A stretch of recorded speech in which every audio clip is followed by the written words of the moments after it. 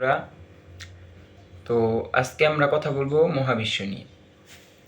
আজকে আপনারা কল্পনা করুন তো যে 1 সেকেন্ডে আমাদের মহাবিশ্বে কি কি ঘটতে পারে।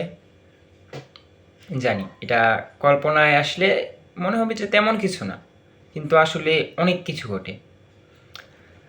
1 সেকেন্ডের মধ্যে আলো 3 লক্ষ কিলোমিটার পথ পাড়ি দিতে পারে এবং অগণিত ফুটন জন্ম নেয়। ফুটন হলো আলোর কণা। এবং আমাদের যে সূর্য, ওই সূর্য 1 সেকেন্ডে প্রায় 4 মিলিয়ন টন পদার্থ আলো ও শক্তি তৈরিতে ব্যয় করে। এবং 1 সেকেন্ডের মধ্যেই আমাদের মহাবিশ্বের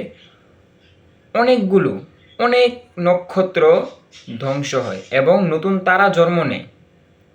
আবার এর মধ্যে ব্ল্যাক হোলও অনেক পদার্থ, ফুটন বা অনেক কিছুই যা হয়তো বিজ্ঞান এখনো জানে না, এমন জিনিসও নিজের মধ্যে গিলে ফেলে।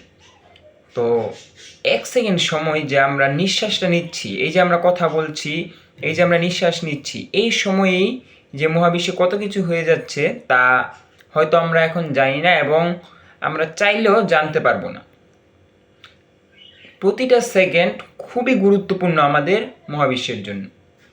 তো বন্ধুরা, আজকের এই ভিডিওটা ছিল মহাবিশ্ব সম্পর্কে। তো আমরা আবার ফিরে আসবো কালকে আরেকটা নতুন ভিডিও নিয়ে, আবার নতুন একটা জ্ঞান নিয়ে। তো ভালো থাকবেন সবাই, বাই।